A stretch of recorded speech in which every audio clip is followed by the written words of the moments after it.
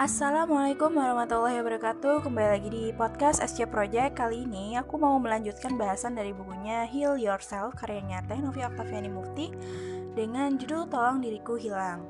Nah guys, pernah gak sih kita, kamu, aku ngerasain kehilangan gitu diri kita sendiri gitu.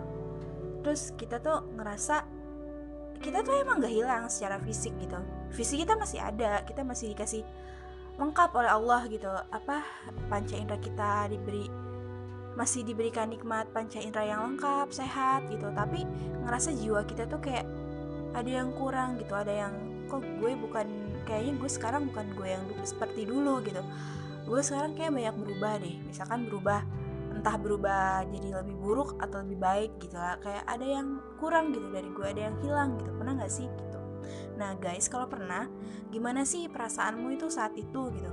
Apa yang membuatnya tuh bisa kejadian seperti itu? Nah guys, menurut buku ini, ternyata kehilangan diri sendiri itu rasanya aneh. Iya, aneh banget gitu. Hal ini biasanya terjadi kalau kita atau saya atau kamu berada di titik terendah dalam hidup, sehingga emosi jadi sulit terkendali gitu. Gak perlu naif sih, semua orang pasti pernah ngerasainnya, bukan? Iya, namanya juga hidup di dunia. Kita bagaikan kayak ada gitu di ruangan raksasa, tempat kita tuh diuji dan untuk membuktikan keimanan kita gitu. Jangankan kesedihan, kebahagiaan pun sejatinya adalah ujian, bukan? Iya, ujian gitu, namanya juga masih hidup di dunia gitu. Pasti ada ujian, dan sahabatnya apa? Kebahagiaan juga pasti. Nah guys, ujian, masalah, tantangan atau apapun yang ya kamu menamainya gitu, bisa aja tuh datang dari mana aja. Ada yang dari diri sendirinya tuh baik-baik aja gitu kan. Misal ternyata ya kerikil datang dari keluarga gitu. Ada yang misalnya rumah tangganya tuh harmonis gitu kan, manis-manis aja gitu. Ternyata ada hal-hal yang menyebalkan datang dari misal ya dari mertua atau iparnya gitu kan. Ada pula yang banyak pencapaian gitu, dia udah jadi influencer, terus dia banyak subscribernya, banyak followersnya, terus dia dapat penghargaan ini penghargaan itu, dia di like gitu kan. Kalau di Instagram tuh banyak banget, baru juga update 1 menit yang lalu udah ribuan yang like. Nah ternyata apa gitu, dia ngerasa jiwanya tuh hampa. Ya ada juga mungkin yang seperti itu ya. Ada juga yang misalkan kerjaannya tuh udah enak, mapan gitu, sukses, mau beli ini mau beli itu gampang, tapi ternyata ujiannya tuh dari pasangan yang minta ya, yang pengen ini pengen itu serba perfect lah istilahnya, gitulah.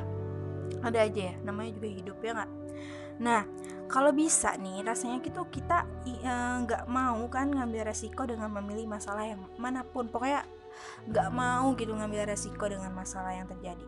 Tentu aja ya, setiap orang kan setiap orang kan nggak mau ya kalau hidupnya dilingkungi masalah. Iya. Nah guys, ternyata nggak bisa dipungkiri ya, keimanan dan mentalitas kita itu nggak selalu prima dan optimal di setiap kali kalau kita berhadapan dengan ujian. Ya, nggak jarang kan kalau kita tuh jadi lemah gitu, lupa gitu kan, nggak sadar diri gitu, nggak sadar gitu. Jadi membuat respon yang bukan aja nggak masuk akal, tetapi membuat kita merasa kehilangan diri sendiri. Nah itu, jadi kita tuh ngerasa kehilangan diri sendiri ya, bisa jadi kita tuh kayak salah menyikapi masalah itu gitu. Kita terlalu lemah gitu, terlalu lalai, kita terlalu nggak sadar kalau respon kita tuh ya jadi aneh gitu, jadi amburadul lah, bisa dibilang kayak gitu. Nah situasi seperti ini tuh nggak jarang ya memunculkan berbagai kekesalan dan pertanyaan dari dalam diri. Misal kayak gini, kok gitu sih, kok cara berpikir gue enggak banget ya, harusnya kan tadi gue enggak gini dan gue enggak gitu, kok bisa sih gue jadi gini, dan ya kok gue bisa jadi kayak gitu nih, kemana nih yang gue yang dulu gitu kan, kemana gue yang tegar misal, kemana gue yang bisa kuat gitu, kayak setegar batu karang ya, udah kayak apa tahu ya. Nah di tengah-tengah kondisi yang gak ideal itu, mungkin ya bagi kita tuh untuk mempersepsikan fakta dengan cara yang salah. Ya, membuat kesimpulan-kesimpulan prematur. Jadi kesimpulannya itu karena kita nggak sabar gitu kan. Jadi ya menyimpulkan menyimpulkan sesuatu masalah ini itu jadi memperbaikinya itu jadi setengah-setengah gitu. Jadi ya bisa jadi kita salah ambil itu jalan gitu. Nah, dan pasti karena mengedepankan emosi ya kan, jadi wajar kalau kita itu merasa nggak kenal sama diri kita sendiri gitu, karena ya biasanya nggak gitu. Nah, biasanya semangat jadi mager, parah banget ya kan. Biasanya tenang gitu jadi gerasa kerusuk. Biasanya sabar jadi mudah nangis. Biasanya ceria jadi malas bicara. Lalu nah gimana nih caranya? Nah, penulis memberikan tips-tipsnya nih. Ada 5 tips. Yang pertama katanya, kalau kita ngerasa diri kita hilang, hal yang paling pertama itu yang bisa dilakukan apa coba? Pertama, coba deh tutup mata dan bernapaslah dalam-dalam. Nah, rasakan dirimu dan setiap udara yang terhembuskan. Kamu masih diberi kesempatan hidup. Ya alhamdulillah gitu. Maka apapun yang terjadi, insya Allah kamu akan baik-baik aja. Nah, tips yang kedua, tetaplah mencukupi kebutuhan sehari-hari. Nah, apa aja sih kebutuhan sehari-hari itu? Nah, yang paling penting, pertama, sholat, zikir, makan, minum, mandi, dan tidur. Semalas-malasnya, selemah-lemahnya tetaplah lakukan semua itu. Dan tips ketiga, alirkan perasaan dan regulasi emosi dengan tepat.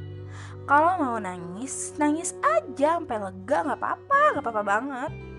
Kalau mau teriak aja gitu, dengan aman, tanpa mengganggu orang lain dan tanpa membuat keributan. Ya kalau keributan ya bingung lah, tetangga kita malah jadi stres ngadepin kita dianggap gila atau apa kan. Jangan kayak gitu. Nah, kalau mau berelaksasi dengan menulis aja dengan tangan agar emosi dan perasaan dapat teralirkan. Dan tips keempat, speak up guys.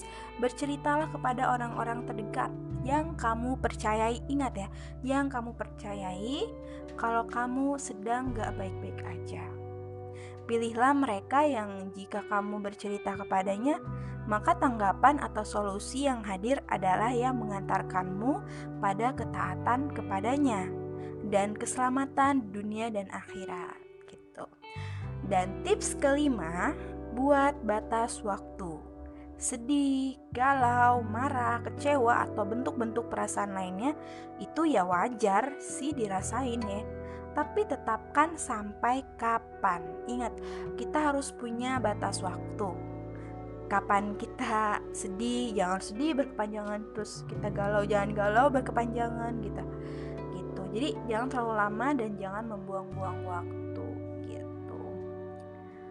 gitu sih tips-tips yang dikasih sama penulis. Dan semoga kita semua bisa mengendalikan emosi kita agar kita gak ngerasa diri kita hilang. Kita harus menjadi diri kita sendiri. Kita harus bisa menjadi yang lebih baik lagi. Tetap semangat. Yang ngerasa dirinya hilang, yuk sama-sama ambil yang hilang, cari yang hilang itu. Oke? Sekian bahasan kali ini, kurang lebihnya mohon maaf. Wassalamualaikum warahmatullahi wabarakatuh.